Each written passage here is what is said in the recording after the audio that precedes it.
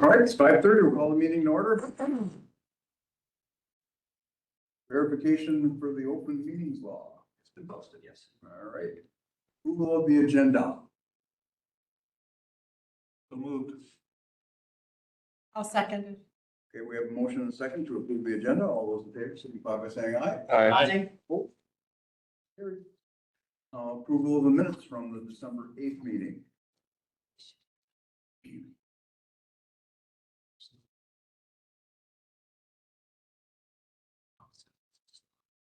Make that motion. Also moved. Second. Motion and a second. All those in favor signify by saying aye. Aye. Opposed? Motion is carried. Public comment? Any public comment?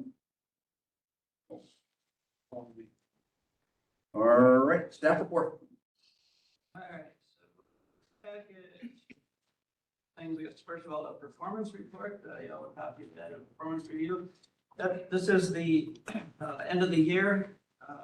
Some numbers from the end of the year. Keep in mind that all the financials won't be in yet for another few weeks to get all the revenues and expenses in. We did have, if you look at the revenues, the majority of those are in, but the city's second payment wasn't included in that.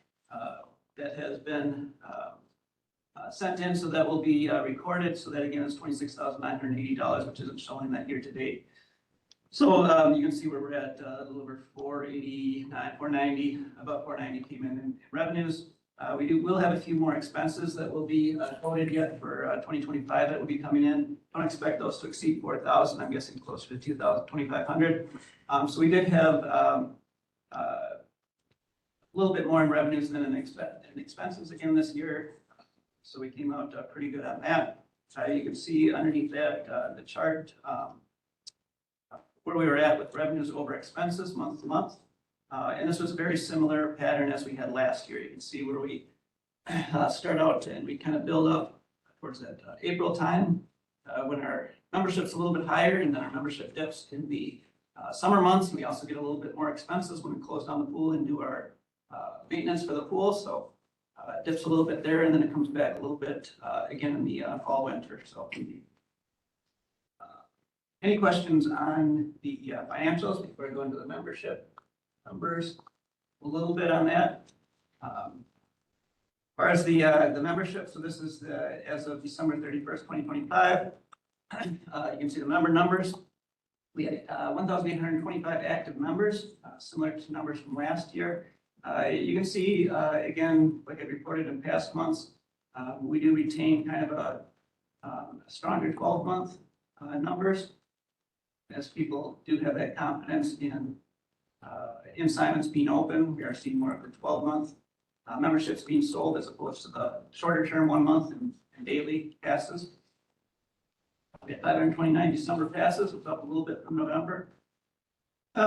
See the numbers there, the visits, pretty similar to what we've seen in other months. Tuesdays were a little bit higher in December for whatever reason, but again, Monday, Wednesday, and Fridays are generally big class days, land and water fitness class days. Total visits of a little over 6,000, which was very similar to other months we had during 2025, average of about 190 per day. And then again, over to the right, you see the visits per hour. Again, very similar to other months. You can kind of see when people are showing up. Again, people with POPs do have access 24 hours a day, so you can kind of see where we're generally open from 5:30 a.m. until 8 p.m. on weekdays. And then weekends, we have Saturday morning hours and Sunday afternoon hours. But you can kind of see where the heavier traffic is coming in both times of days. And then the December insurance member and open gym visits. So again, those are memberships that are paid by insurance, Renew Active, Silver Sneakers, et cetera, et cetera. Those are pretty similar, remain pretty steady with other months. I did a new category was in yellow there, the open gym passes. So I wanted to show you what we're getting for the campus gym. We do allow members to use the gym for free in the mornings, and then non-members pay $2 for using the gym. So we have 145 people that use the gym in December. Basically, we have open gym walking, preschool open gym a couple of days a week, open gym walkings every morning, Monday through Friday. Pickleball is our largest group for gym use. Pickleball group is the largest group. And then we have some open basketball that I use the gym as well. So that's how the gym is used.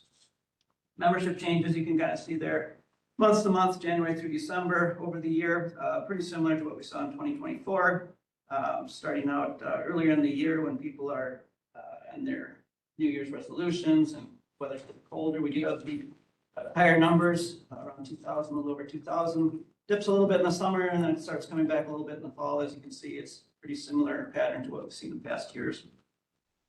A couple other numbers that aren't on there. I did kind of go through and take a look at some of the numbers that we do have. So we've got 500 of our 1,825 members, 565 are over the age of 60. So it's a little less than a third, a little over a fourth. The oldest member we have is 96 years old, and we do have 6 members that are in their 90s that are active. We have 586 members that are between age 0 and 18. So basically almost a third, a little less than a third are over 60, and about almost a third, a little less than a third are under 18. So then, of course, the remainder, 674, are working age 19 to 59-year-old adults. We do have, as far as non-residents go, we don't have an exact number because we don't, addresses aren't by county, but they are. So for example, some Lone Rock or Spring Green addresses, some Lone Rock addresses might be in Richland County, some might be outside. Muscatine, same thing, Boca. So we do have some of those addresses, but between 250 and 300 of our active members are non-residents of Richland County. So just to kind of give you an idea, it's about 12% or so of our membership are non-residents. Any questions on numbers? Okay, and then other things on that. So we are looking, county is looking at doing, we're getting engineering for HVAC and for the tennis court at the same time. So Nutritious been working on that, county's been working on that. So we'll hopefully get some engineers in that can give us some ideas on our HVAC so we can go out to bid, some specs so we can dig an apples to apples bid. And at the same time, take a look at the tennis courts and see if we can get a package put together for that so we can go out for bid out some projects that we're hoping to get to in 2026. We're planning on those. And then the one other thing that Kyle and I have been working with Tricia and County's been working on is developing more of a centralized county maintenance department, and that's really been helping us out quite a bit. Not having a full-time maintenance person. Kyle's been working a lot with Randy and putting in maintenance tickets, very similar to how we put in tickets for IT in the past, but it's worked out pretty slick now. And Randy's been out a few times. Some of the county folks have come out a few times and been able to fix things like toilets and the some broken thermostats and things like that. So so that's worked out really well, and that's saving us some time and getting some additional help in there. So that's been really good. That's what I've got to say before you get anything down. Just if you want me to touch on the Sea-Perch, I think we talked about that maybe at the last meeting. The both St. Mary's and the high school are going to use the pool. High school only a couple of times, but we pretty much got them on the calendar. They're going to use it for in 5 or 6 weeks, twice a week, so quite a bit similar to what they did last year. Okay. Foundation report? Just to quickly recap, the foundation contributed a little over $75,000 worth of money, goods, items, to the Symons last year. So we're pretty happy with that. And then the other thing I've mentioned in the past that we're working on establishing or creating an endowment fund. I sent emails out to 2 area financial advisors. One's replied, and we're going to set up a meeting with him. There's 3 of us on the Symons Foundation board. We'll be meeting with him. So we're working on getting that going with the goal of trying to have an endowment fund established by June or July. So there's just a lot of questions we have to ask, things we have to learn, decisions we got to make just to make sure we set this up as best we can for the long-term sustainability of Symons. That's all I got. Great, thank you. Innovation grant. So I included in your packet a copy of the innovation packet. You got a chance to look over that, but that's just kind of a summary of what IPA's been working on with us. You will be hearing about a couple of upcoming meetings. On January 29th, Thursday, January 29th, we're working on a stakeholder meeting, which will be with the stakeholder groups, including this group, the foundation, reps from the county, the city, school district, just about everyone. Stakeholder meeting before at, I believe it's 2 o'clock. I think we have a location for that yet, but you'll all be getting a notification about that. Hopefully some of you can make that. And then that night on the 29th at 6 o'clock, we'll be having a public meeting. That public meeting will be an opportunity for us to kind of let the public know where the study is going, take some feedback from the public. It's kind of an idea, kind of an open house format where the public can, first of all, to get an introduction from IPA and just how the study's been going, some things that we've been doing, and some things that we're looking at. It'll give us a chance to answer some questions from the public, take some feedback from the public, some ideas that they might have. The other thing that we've got IPA is working on is a survey that'll be going out to the community hopefully Friday. They're planning on it right now. IPA has purchased the election records, addresses or whatever for Richland County. So they'll be getting surveys out to all registered voters in Richland County, and then we'll have it on social media and on our website. We'll have copies at Symons. We'll be sending direct emails to members with links to the survey. So it's a short survey, should only take about 5 minutes or so. But that'll start again on Friday. That's going to run through the end of the month. So that'll also give us an opportunity on the 29th at that public meeting for those that hadn't filled out a survey or need help filling out that survey. We'll also have copies of the survey at that meeting. So members of the public will be able to fill out that survey there as well. But we want to get as much feedback as we can, not only from members, but also non-members on that survey to see what people kind of want to see out of Symons in the future. I think that's, and then on March 3rd, IPA is planning on attending the city council meeting to do a presentation, kind of where they're at with the study, and by the end of March, possibly early April, if they don't get done by the end of March, they do plan on having this wrapped up with recommendations to the city, county, and the Symons board as far as some options to consider for Symons management. Any questions on what IPA is doing or on the upcoming survey meeting, anything like that? We'll be getting more information to you, like I said, as soon as we have more details on the meetings. It should be coming in sometime this week. Okay. Action items. Consider acceptance of donations. All right, so we've got from the foundation $1,360.75 to approve. That was for television, large screen TV, hose reel, medicine ball, fitness band storage, sink, a drill, and a vacuum. So I do need approval to accept that $1,360.75. So moved. Second. We have a motion and a second. Any discussion? If not, all those in favor signify by saying aye. Aye. Opposed? Doing the second one, and this is from the Green Bay Packers Foundation. It's $3,000, and that is to start or to give free memberships to eighth grade Richland Center Middle School students in eighth grade that qualify for free and reduced lunches. So that would be $3,000 from the Green Bay Packers Foundation for middle school memberships. Motion to accept. I'll second it. Here we have a motion and a second. Discussion at all? If not, all those in favor signify by saying aye. Aye. Opposed? Carried. Okay, RCHS Perch. Okay, this again, I'll start out and Kylie, you can kind of take over. But again, if you remember, you approved St. Mary's to do their Seaperch program again for our cost, which is $15 per hour for lifeguard use. And Richland Center High School is now, they have one of their clubs that wants to do sea perch as well. So we've been talking to them about also using the pool for sea perch. I think Kyle even talked a little bit more with them. Do you have any more details on that? Not really. They're just, they want to come in at the same time, the same areas, of course, so they just gotta fight it out, I guess, but they're gonna work together too. They want it for a couple hours, I think, versus just St. Mary's wants it for an hour, but they're only gonna come in, I think, 2 times, so. Just one big one before they go do their, I don't know. Have a competition. There you go, the competition, yeah. So kind of like what we did with St. Mary's, if you guys can take some action on giving them the same $15 per hour deal for Richland Center, sea perch, Richland Center High School sea perch. So move.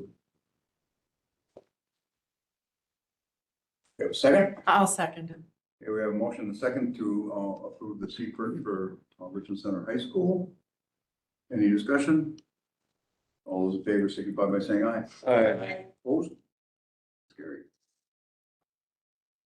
Okay, offering drawing prizes. All right, so I threw this one in there. I don't know if this is something you guys want to do, but one thing that we've done in the past is offering some kind of prize for encouraging people to do surveys. So if it's something that you wanted to look into, to encourage more people to fill out these surveys, we can do something like do a drawing for anyone that does a survey, is in a drawing for, you know, whatever it might be, gift certificate, a free pool party at Symons, or, you know, something like that, to hopefully get some people, especially non-members, to fill out these surveys. Usually does do a pretty good job getting some people. It's only, you know, 5-6 minutes to fill out, but for a lot of people, that's a lot of time. And especially people that aren't interested in Symons, they're not members, they don't plan on being members, but we still want their feedback, you know, how to get them to provide that. So if it's something you're interested in doing, we obviously need approval to do some kind of a drawing. How much money do you think that you would need for prizes? We would just do something, what we've done in the past is, you know, like a free pool party, which would be, Okay. you know, maybe if it's an hour or 2 pool party, what is it, one night there? Yeah, $50, I think, Okay. per Yeah. party, you know, I don't know if you wanna do more, or, you know, draw 5 things, I don't know, whatever, I mean. Yeah, I mean, we've got, you know, sweatshirts or sweatpants there, which cost us about $15-18. We could give away a, you know, a free sweatshirt or something like that. So the cost would be, you know, anywhere from $15 to $50 probably would cost us for something like that. Again, it's nothing you have to do. We should get pretty good feedback, but sometimes it's hard to do that as well. I move that we approve staff discretion on. To a top. You want to put a top dollar amount on that, Larry? I think they're fine. Okay. I think they're good. They're not gonna spend the house. Do we have a second? I'll second it. All right, we have a motion and a second to offer some drawing prizes for completion of the survey. All those in favor signify by saying aye. Aye. Opposed? Carried. Staffing. All right, so in your package, there was a draft staffing plan. So we've been looking at reorganization chart for a little over a year now. And obviously with, we started this back when Candace was here, and then we kind of had, the city was going through some pricing, the county was going through a different pay scale study and all of that. So we kind of held off a little bit for that. And then Candace left, we had an interim with Derek and Josh, and then Trish came on, and then we had this IPA study, and so we talked some with Trish about this, and then originally we kind of held it off a little bit because we're going to hold off till the end of the study, but then Kyle and I talked to Trish again about bringing this back, so we're kind of ready when the study goes, and so basically what we're looking at is looking at a more sustaining organization, our staff organization. So the Symons organization really, or the staffing really hasn't changed much at all in the last, 39, 38 years. But what we're looking at doing is, we believe a lot in cross-training. Basically what's happened, especially lately, and especially what happened when when Tracy was here and she was the only one here, that got to be a lot of stress, and it's a lot for, for one person to do that. We're kind of trying to avoid some of that stuff. So Kyle and I talked quite a bit about this and some different phasing plans, and what we're kind of recommending, we've talked to Trish some about this, and this would have to be something that would go to executive and finance and eventually county board, of course. But we wanted to get you guys to have some feedback on this as well before it does get to that level. So kind of what we're looking at, and just to kind of overview this a little bit, again, this was originally done a little over a year ago, and this way originally we were hoping to kind of implement this in either 2025 or 2026. Now it's obviously getting closer to 2026, and it was kind of a 4-year phase that would basically, what we're doing is taking out the director and assistant director, and we're making a director of development, which would be more for the kind of addressing some of the funding, grant writing, some working with the foundation or various partner groups to kind of coordinate some of the funding challenges or the subsidies that are needed, some of the support, doing some of the social media and the talks out in the community to get continuing to get support for Symons, basically developing the organization if it's as a new organization, and then a director of operations that would be basically on site doing the day-to-day,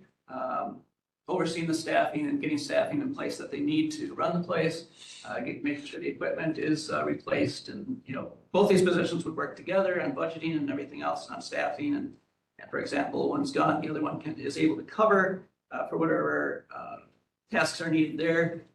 Both of them, as we talked with Trish, so Trish would be supervising both positions as well. So, and then underneath that, the other big important thing with that is working in a part-time member services coordinator, and that's basically to help in the retention of current membership as well as driving for new members, which is one of the big areas that we really need to focus on, more member communications, as well as organizing the front desk. And that's one of our biggest, I think, time pieces, I guess, that we have to do a lot with the front desk. And, they're part-time people, good staff and everything, but there's a lot of questions that come in from them. And, it seems like every day they're coming in the office asking this and that or whatever. And so that's a big piece of it, is kind of organizing and overseeing that front desk.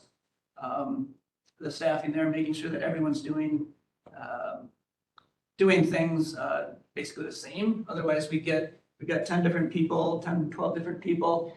They many times they don't see each other during the day, and they see notes for each other or whatever, but they don't. And we get them together for staff meetings as often as we can, which isn't very often.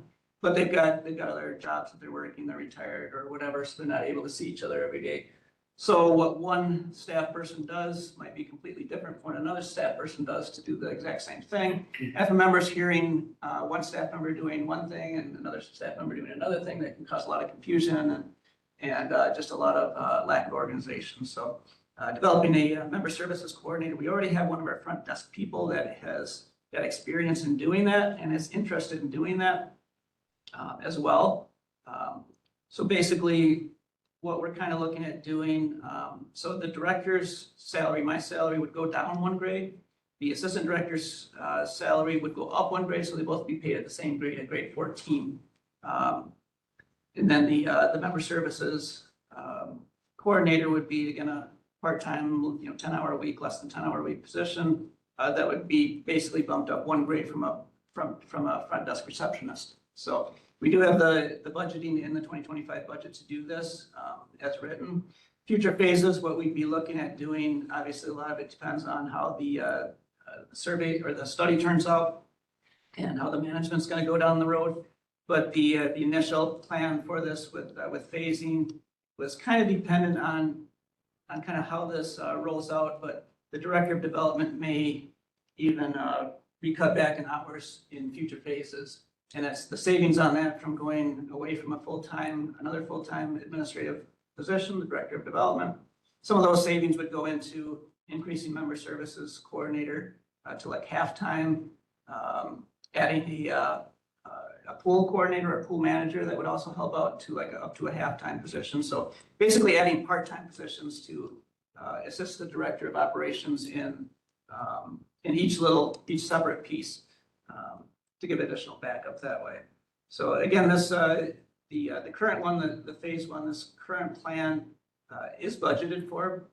Like I said, it would be a drop one grade for the director and a increase one grade for the assistant director, which would cancel out basically. And we do have the budgeted funds, which isn't much to bump up 10 hours a week for the member services coordinator. So basically, I guess any feedback anyone has on that or any discussion, otherwise we're looking for basically just kind of a little approval to go on to the for Christian for the county board. Mike, where's the foundation on this organizational chart? And how does the director of development interface with the foundation? Yep, so the foundation, I did originally kind of put that on and I thought, well, for now I took it off, but it's basically, the foundation is not advisory. It's a partner group like, like other partner groups. So it's not overseeing anyone and not overseen by anyone, but it's kind of a partner group, similar to other partner groups that we might bring in as well down the road, depending on how this kind of goes. So that the Natatorium Board of Directors, which is basically the Symons Board of Directors, you guys. So that's, in here as an advisory group. Now it's underneath the county, but this is kind of fluid as well because who knows what's going to happen after this year. Yeah, so some Could be. some feedback on that. My thought would be, who's on that foundation is really going to be important in terms of individual donations. Yep. So that they need to be professionally staffed from a development director. Yep, So so, they're more than just a partner. yeah. They're a So funding agency. right, So I would even add the language, individual donors and requests. And that, however you structure that, that needs to be really done well. yeah. Yep, and kind of the idea is that I'd like to get them in this because right now Symons is a county, basically a county department. I didn't want to put the foundation in here because the foundation isn't through the county or whatever. That's not directly related to the county. The idea is, one of my ideas was that the director of development would, hopefully that would continue on, but that could be one that possibly could go on to the foundation and not be paid by the county or whoever's running this. The director of development position could continue on to support Symons and be a professional position that would be working directly with the foundation or whoever as a financial side of it, but it wouldn't have to be paid and benefited and getting benefits and everything from the county. So it'd be basically essentially taking out about a $70,000 position from Symons. So right now we've got $100,000, a little over $100,000 subsidy that we require. Could take 70,000 of that away, 70,000 plus benefits away from Symons' budget. Of course, it'd have to be picked up by someone else. So if it was run through the foundation, and it could be a part-time position through the foundation, or it could be a volunteer position through the foundation at some point. But that's one way to kind of cut costs directly from Right, Symons, right. but still have that. And that's where I was going. Yeah, exactly. Because the two models for that are strong in the county, one would be the UW Foundation. Mhm. And the other would be the hospital. Yeah. So those two would be the key. Yeah. So this is kind of our hope for a transitional Right. thing to Okay, where, yeah, the director of development, I don't think it's one that would or should or needs to be part of Symons or part of the county. But it's one that could transition into another group, whether it's the foundation or some other group to help with it, kind of like you say. We do feel it is important. The foundation does a great job and the foundation might, the foundation obviously is, volunteer run and, they might be looking for, right now we've got a pretty good group that each one of them has different areas of expertise. But they might want someone that can organize some fundraisers exactly. and things like that. And whether they decide to pay that person or whether that person writes grants and those grants can pay their salaries, that can work too, where it doesn't come out of a budget. But that's kind of a long range hope that could be in phase 2, could be in phase 4, who knows? So I have two questions. Yep. So the first one is, I'm assuming that the two directors are you two guys right now? Yeah, Okay, so if we would just envision if you're not here, would this still be a good functional model? I that's, mean, you guys get along and all yeah, that. that's how we try to do that. That was kind of the tough thing about this, is because when you do this, you don't want to do it around existing personnel, obviously. Because you want to do this around if, if Kyle would leave, if I would leave. Right now, the strengths, my strengths are more in kind of the development as we wrote the job descriptions. Kyle's strengths are definitely more in the operations, that type of thing, and our interests are that way too. So right now, it's kind of, that kind of works out that way, but that's how we would recommend. If I wasn't here, I would still recommend this. Okay, I would say if I were gone, I would recommend that the county go after someone that's strong in the development side of things and Yeah. continue with this path. If Kyle left, I would go after looking for someone that's strong in the areas Kyle's strong in, okay. all of that, all those Okay, things. good. Then the second question is it appropriate to try to make these changes before IPA is done with their? Might be a question for Trish if she has some feedback on that. We did talk about that, and this, before it could even get to county board, would be February. Through the whole month of February before it's approved, we'll know in March. So we could implement this for end of March, beginning of April. So we do have the option to get it approved and pick a future date for implementation. Okay. You want to bet on the results of that study, what they're gonna say? Could be this. I mean, your consultant study is gonna come back with Oh, something very similar. pretty much, I think. Yeah. And you had actually, I know Larry, you had actually brought up something like the director of development type thing at the kickoff meeting, I recall that. Yep. Yeah, so I do think that's a good idea to work towards. I like the idea of the member services coordinator. In the past, I knew my membership was up when I couldn't get in the morning. Admittedly, that's one of our. Yeah. Right now. And that's when I think. Well, it's a big time consuming thing, and it's the most important thing right now. is keeping up. Hey, you get a 5-day warning on the computer. Unless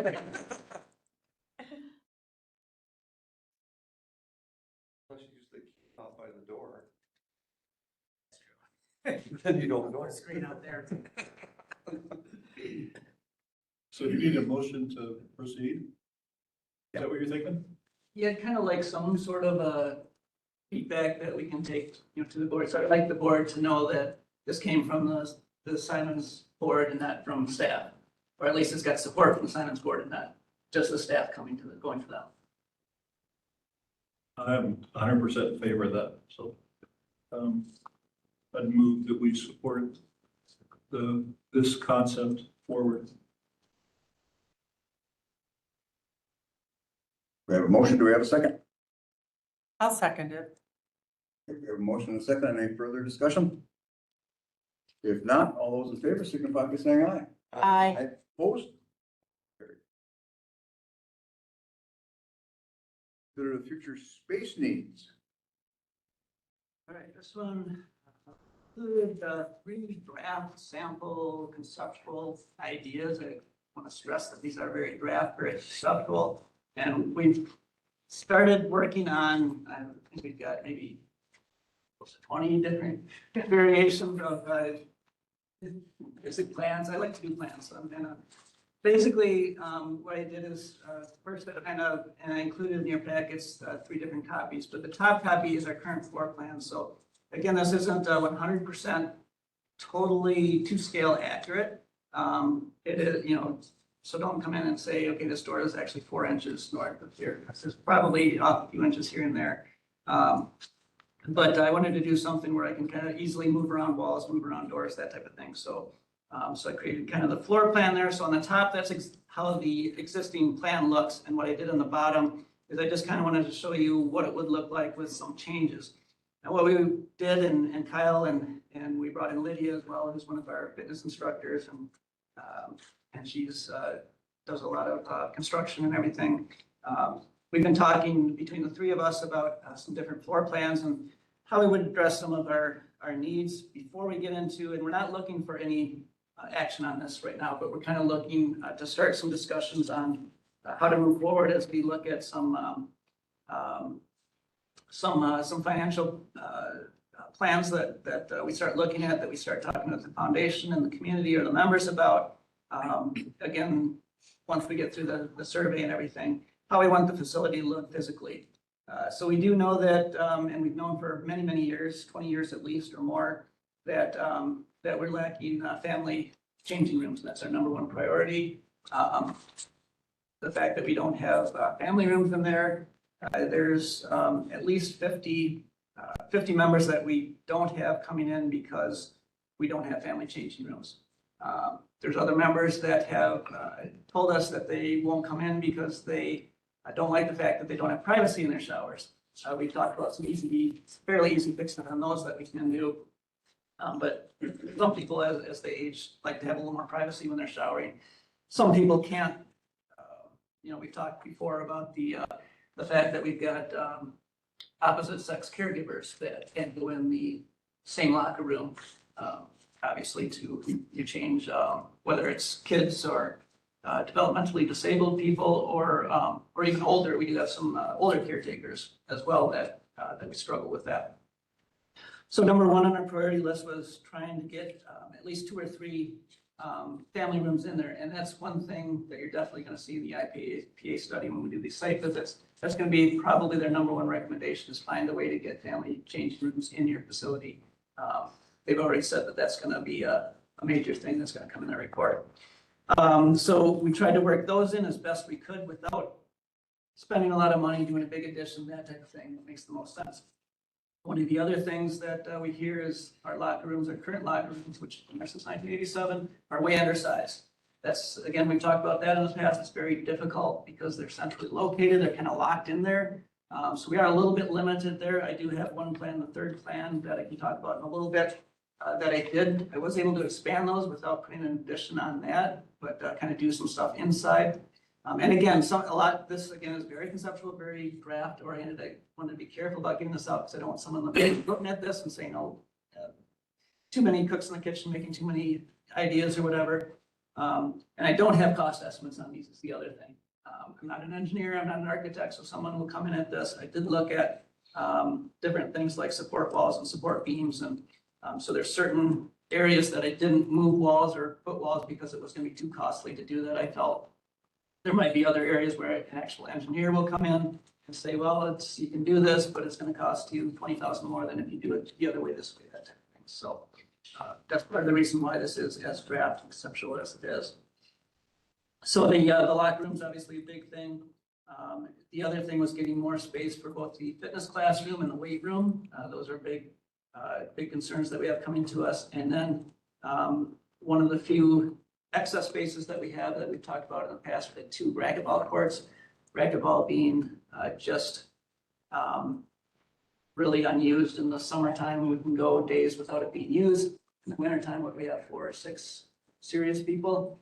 So you might get 6 people that would complain if we lost both racquetball courts, but but those 6 people complaining, you probably pick up between 50 and 75 new people because you've got family locker rooms or you've got more usable locker rooms. So is it more important to make 6 people happy or make 75 new members happy?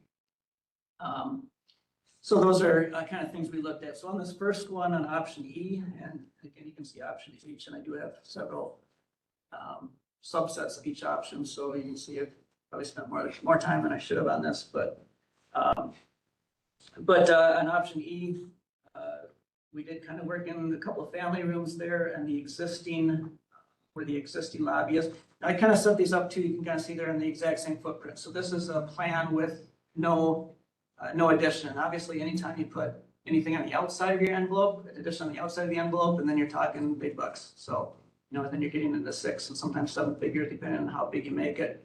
But there are some ways that we can do some little things inside. And we saw addition plans come in 2005 and again in 2018.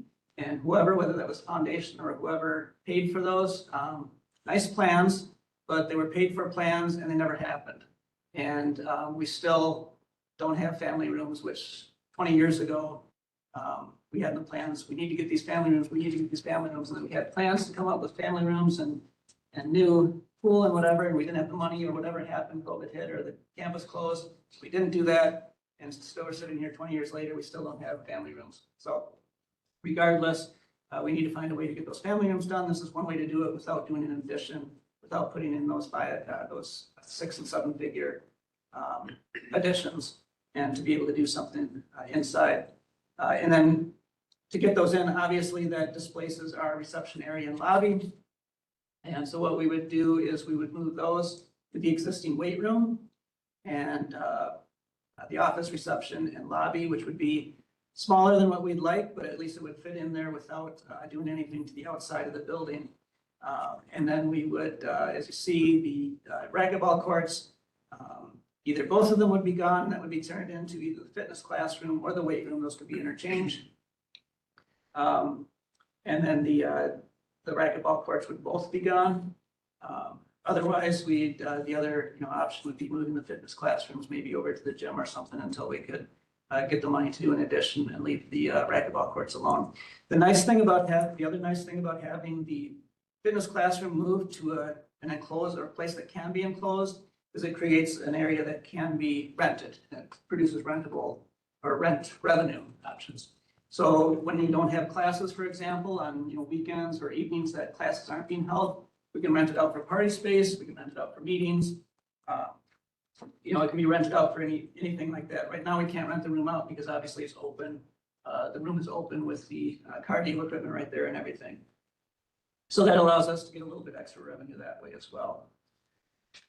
So kind of minimal changes on that one. I shouldn't say minimal because there are some interior things, but really not affecting any outside foundation or anything like that. So you're kind of limiting. Obviously, with family rooms, you'd be doing some plumbing work like that and a few moving of walls.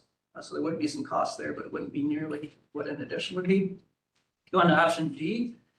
The next one, you can kind of see how that layout is compared to what the current layout is. So that's an addition on the west side of the building. That would be an addition that basically, well, how this is kind of shown, it pretty much doubles what was that 1993 edition, I believe, that the 93 or 97 that the weight room and the cardio room were added on. So it basically kind of double that space, and it would move the reception area over there and then put a new entrance on. I've talked in the past about one of the other downsides of the current layout is that the visible entrance is right behind the gym, so you can't see it until you get right there. This moves it to the southwest corner, so it's very visible from the parking lot and even from Highway 14, where you have a nice visible entrance, glass entrance. Then it's more welcoming. Right now, we don't have a welcoming entrance at all. It's a small glass that's actually covered by a lot of brick, and you can't really see it at all. We cut down the trees, which helped a lot, the overgrown trees, but it's still kind of covered back there. This retains the racquetball court number 1, and then it makes racquetball court number 2 in the existing weight room as our fitness classroom, which also could be rentable space. Could also be cut in half to be 2 smaller rooms if needed, for smaller classes or for smaller rentals. It also adds the family room, a couple of family rooms down in the old lobby area. It adds an office space, small office space at that, but so not huge changes on the inside, but the addition on the west side, which would be a little costly. And all of these plans, we didn't do anything east of the pool wall. We left the pool alone because that's obviously a big cost and one of the lower priority things to do anything with that. The downside of this, and this was one thing that Lydia had brought up, that she doesn't really like this plan necessarily. I want to bring that up because she likes the reception area being closer to the pool, which is a good point. The pool is kind of the anchor of Symons, and there is a lot of interaction between the lifeguard and the reception staff. So there's kind of back and forth there a lot. There's a lot of the fitness instructors that do come through that door and stop in that desk and kind of interact with them. We do have the pool right now open. We really haven't had any issues with lifeguards, not having lifeguards there, but in the past, if we haven't had lifeguards, we do allow members to use the hot tub or the sauna. That would be very difficult to do if we move that reception desk away, because right now we do have a glass door where the receptionist can see inside the pool, so they can see if someone does go into the pool without a lifeguard being present there. So, so that is something to kind of bring up with that plan as well. And then one of the other, and then in the back of that page, you can kind of see how that would look, kind of an overhead aerial. So I kind of did just kind of a general what it would look like, how it would lay out. So you can see in these, I talked a little bit in the last meeting about the possibility of moving the tennis and basketball court, which we could do, and now would be the time to do it, obviously, to look at those costs. But as some of these plans, when I looked at it, I kind of drew them in without touching those courts, so being able to keep those in the same spot. Of course, it would require relocating the service drive, which is also our trail access. It does allow for future parking on a trailhead on the west side of the courts there. Potential future street or drive that we talked about connecting to Hive Drive. And then you can kind of see what the addition would be there on the west side. The last one, option H. This one has the same width, but did add a little bit on the north side and then a small entrance on the south side. This entrance would be right at the corner of where the gym's at. So it's a little bit more visible, but we moved it over enough so it's just on the corner of the gym. We had to add a little bit there so we could get our lobby in there. Reception area is basically at the front of where the current weight room is. We would have to, on this one, it's a little bit costly to move those restrooms, women's and men's restrooms, from basically where the new entrance would be to the back of the weight room. It would allow for a little bit larger office with some storage space in front of the current cardio room, training room. This is the one where we were able to expand the existing locker rooms a little bit. And basically what we did is the hallway that goes along the locker rooms right now, we moved that west. So that's actually on the east end of the two racquetball courts and the weight room. So that significantly cuts down the size of what the fitness classroom would be. That's the two racquetball courts, existing racquetball courts.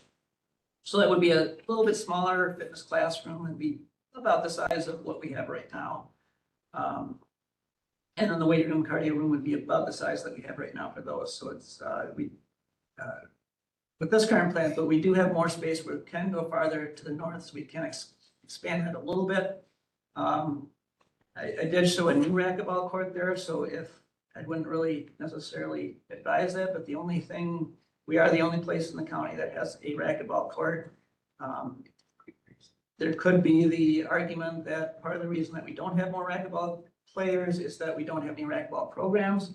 So if we had a racquetball training classes or some leagues, we might get more interest.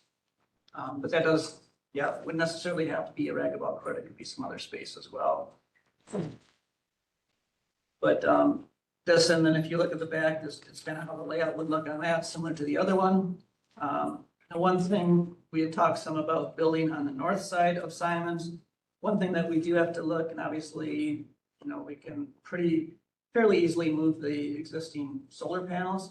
But the other thing we have there, and you can kind of see just to the east of the building addition, on the north end of the building, right by the back doors, there is the big electric box. That would have to be moved, and those can be pretty expensive to move.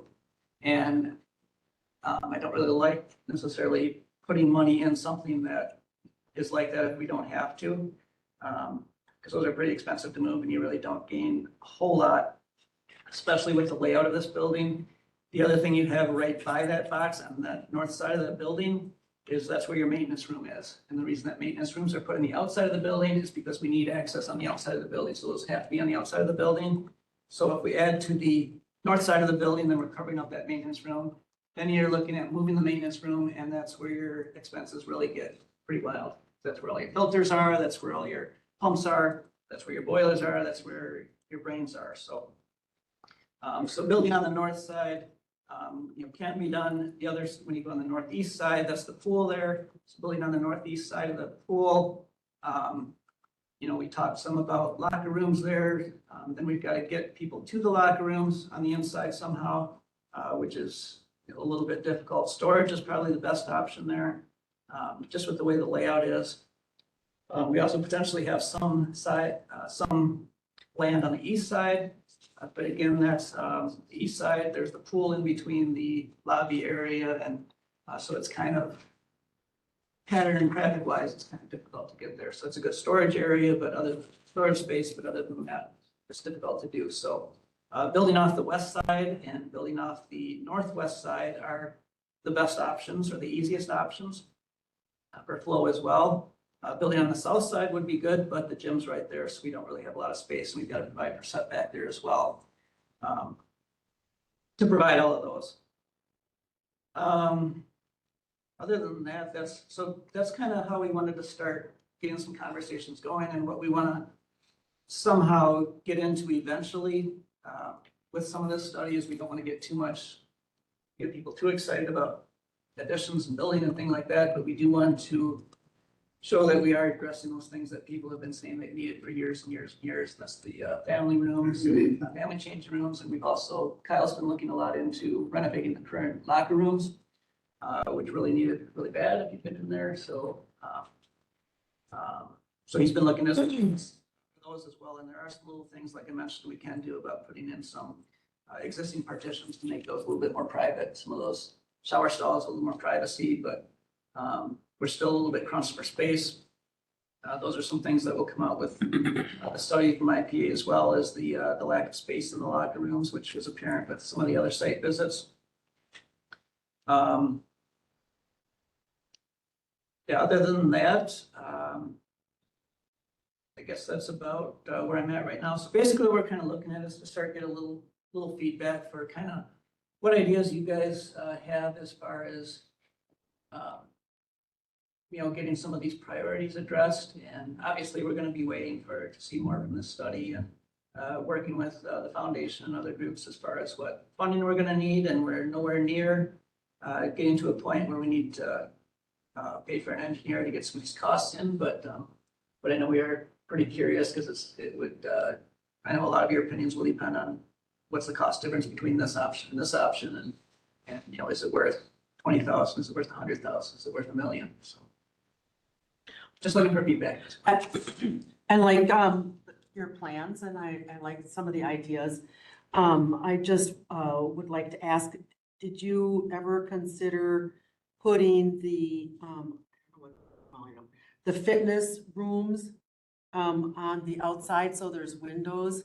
And the reason I'm asking that is that we had to rent a space at Warner Park in Madison, and those rooms, floor to ceiling windows, so it made it really nice when you had to rent it. And it just, I thought it was a nice feature. So like if you could flip flop the weight room and the fitness rooms at all, to give them a window option. Yep. Yeah, that's good. It would be feedback. more interesting to rent. Yep. Yeah, and I think, that's a good point. I'm sure fitness classroom would appreciate that, as does the cardio people. The weight room people probably prefer maybe less windows. Maybe, I don't know. Yeah, I don't think they care as much as the other, Yeah. cardio and wood floor area. Yeah, But the floor area always has the blinds drawn so that Zoom can be seen. Oh, yeah. Yeah. There was window garage doors too, so you could put those on the side and then open them up for concerts in the summer. that's what I like to do with the pool. That's what I done that with. Yeah. And the other thing is too, and this goes back to the venture study, but there were a couple of things in the venture study that we are going to have to address as well. Of course, the big one was the north wall of the pool, which, if you remember, if you look back there, it's all white, and they had a reason for that. It was something with vapors and whatever else. We did put some venting in there, and I don't remember if there was a cost associated with that or not, but that'll be something we'll have to look at too. So there are some existing things in there that we are going to have to address as well. There are going to be costs. Mike, with just a couple things, I suggest you try to figure out where the electrical supply is coming from for that transformer. I mean, I'm assuming it comes from the park around the building, but I don't know. And then I was told a few years ago that the electricity for the lights on the tennis courts comes from the gym. That one room with all the panels in it. So you might just, if the courts are being redone, you probably want to reroute the electricity so for the courts, so it's coming out of Symons. But you need to identify where those cables are buried to know, and someone with, a locator could find them for you. But that might have, knowing where the power supply is coming in might have an influence on decisions that are made. I mean, you may end up moving them, but Yeah. you just need to know where stuff is at. I guess one of the things that we really kind of would like to get some feedback on is the racquetball courts. I know we talked a little bit about those, but how important are those? We talked about before, it sounds like getting rid of one was not a big deal. What if we got rid of two? Is that a big deal to people that are in here? Is that something that you think, even though we have low desire for, I guess, is that something that's worth looking into, or is that something that that instead, because we're the only racquetball court in whatever 60-mile radius or whatever, we should keep at least one? Is there any feedback or feelings on that? What do you foresee the trend for racquetball in the next 20 years? I mean, it just, pickleball is the hot thing right now. Where's racquetball going? Somebody said it's going up, but I haven't seen any. I mean, No sign of that around it's here. honestly worse than last winter, as far as the amount of people who come in and play. There It's are literally places like, in Madison that still have racquetball oh courts. yeah. A lot of them have converted them all to weight rooms. You go online and you look up racquetball conversion, it's Yeah. the first thing you see, is everybody's converting their old racquetball courts into weight rooms. Some of it too is we really haven't done anything with our racquetball courts since I don't know when. I mean, if you look at our racquetball courts now, they're totally dark. I mean, when you go into a modern health club or whatever, they've got glass fronts. You can see they're all glass. They're Yeah. well lit. They're they're open looking. You go into ours, it's a dark dungeon. Granted, we haven't painted for a while. We've got some lights we need to change, but part of it is because we don't know, do we want to invest money into it? So some of that could be, maybe we get more users if they were a little bit more modernized. Did have those glass fronts, did have, the new paint and everything, and, and maybe we did, offer some instruction classes or some leagues or something like that. Then it probably would pick up a little bit. Yeah. Mike, I don't think I'd take any option off the table. I think I'd look at them all.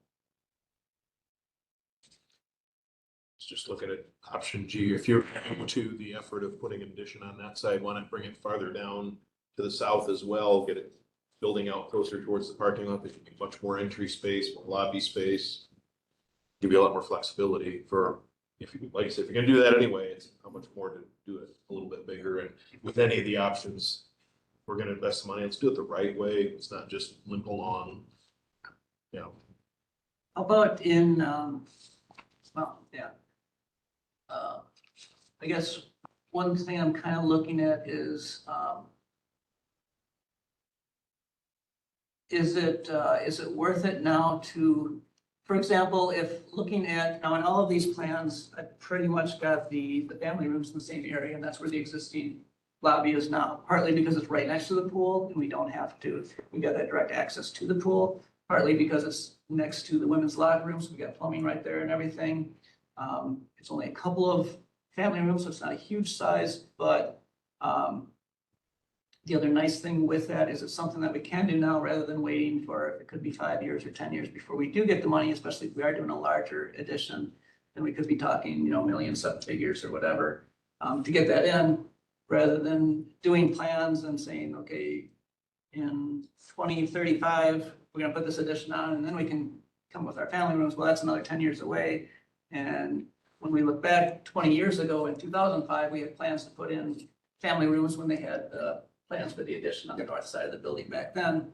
Well, 20 years have went by and family rooms are still not there. So those kids that were 5 years old and could have used the family rooms back then are now 25 and they've got kids of their own or whatever. So we want to risk waiting another 10 years, or is this something that we can build into and plan for some interior stuff right now while we're doing fundraising for an addition space like that? Yeah, I think we have to move on that. Yeah, I agree. So you're talking like a phased approach. Yeah. Do what you can So- internally now with the priority in family rooms. Yes. Well, and the other thing is, and Kyle's done a lot of work on getting some contractors to come in and take a look at our existing locker rooms, because that's probably the number one complaint we have. It's, you go in there and there are days that it just smells like urine. And it's pretty bad in there, and it hasn't been touched in years. And we've been reluctant to ask for much in there because it's gonna be money. And if we tear out the floor and put a new tile or whatever, and then, you know, and then there's a decision made that we're gonna expand this or move this, and we've just spent $20,000 on something that Might have to. has to be ripped up again and do whatever, so that's, you know, that's another thing. The idea of getting more space up front is an important one because if that foundation takes off, you're gonna need space for donor events. You know, dinners or whatever, drinks or whatever, and on site would be perfect to do that. So whatever those, whatever space that would be. I don't think you need a ballroom, but You'd have to tear something down. You swing. You can just get a retractable floor that goes over the pool. I think I saw a movie about that. Sure. I actually really like the entrance.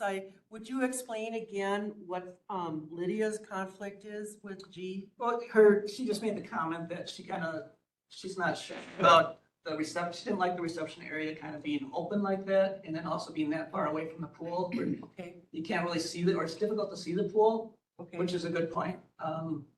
Because they do interact quite a bit, but basically, we're gonna have to sacrifice something anyway to do something here. So what's the most important to you, going here? And if we are looking at doing a phased approach and we're able to do some stuff in the existing building without adding on to the envelope, whether it's with locker rooms, because we lose members, we have members that won't come in because of our locker rooms. If we want to get in more members, then we've got to address our deficiencies right now. Before we add on, we've got to address what's wrong in locker rooms. Even if we don't add on family locker rooms, at least we'll address the current locker rooms. But what space are you willing to give up? Because obviously we can't do all this without adding on space. We've got to give up, at least one racquetball court, maybe both. We have to cut down on the size of certain things. Maybe the lobby maybe gets cut down or whatever. What's most important basically with what we currently. Well, I just think that the location of it on the corner there, closest to the driveway, is really. It's the most visible, the Mhm. most eye-catching, I guess. Yeah, and there are different, obviously there's a ton of different layouts we can do on the inside. We could probably work different things out on the inside, and that's where an engineer or someone that gets paid a little bit more than I do, could come in and do a better job with that and put a cost to it as well. But we're a little bit away from that. So I guess just kind of looking for a little, feedback and a little direction, because Kyle's, like I say, he's got a couple of contractors that he's been talking to about the locker rooms, and that's more and more complaints come in about that. And we say, well, we've been saying for, I think, the past year, that's something we're working on. We're kind of looking at that, but we can only say that for so many years, and then eventually a member says they're not doing it. They've been talking about that for 20 years. The locker rooms and the family changing rooms are a high priority, even just for retaining Exactly. current members. So if you can spend the money that it's gonna take in a way that, okay, you could add on to the locker rooms later without having to tear up all the stuff you did, and then get something in place for family changing rooms that you could expand later, so you can address the need immediately and then hold out the promise that there's more coming. So can Kyle and I basically just go out and get some little more formal numbers, just estimates on what it would cost to do what we need with the locker rooms, to bring them basically up to acceptable condition, get some privacy things in there without expanding the footprint there, without spending a lot of money and plumbing and everything. And then also, along with that, kind of get an idea with what it might cost to put in at least one, maybe two family changing rooms in there. Can we kind of do that and kind of bring that back to you and start from there without spending money on getting estimates, just kind of getting ideas, but what's it gonna even cost us to do this phase one, which might be just a simple addressing our locker room issues? That work? Sounds Yeah. good. I should add, the bid we got that came in was very reasonable. What was that, like for new tile in the locker room? Yeah, essentially new tile, new floor, a different. And then dividers? there was lots of options that they could do as far as how far up do we go? Do we do the or the shower area? Because that's all private too, but Yeah, at one point I was like, was this for both locker rooms or one? Because I was kind of surprised, so, local contractor? yeah. Okay. And that is gonna be one of our big issues too, we talked about was that the locker rooms will have to be down while they're doing that. Bring in shower trailers. Shower trailer. Right. Hang a hose outside. So, yeah. We want to wait until later. We try to coordinate that around the week that we're closed for the pool, but they're not gonna get it all done for a week, obviously, so. Yeah. So there'll be a little bit of something to work around too. But, you know, But it's worth waiting for. I think people most- will be understanding if they know that there's I think if they refreshed know- locker rooms coming, they'll be understanding. And during the summer, if there's less people, usually, and they can go to the outdoor pool if they need Yep, to for yep, a while. we'll have an agreement with the outdoor pool where they can just go out there. Yeah. I think it's great work. Thank you. Yeah, we'll keep working on it. Thank you. Okay, committee correspondence, anything there? Future agenda items? Motion for adjournment. Second. All those in favor? Aye. Carried. Thanks, everybody. Thank you.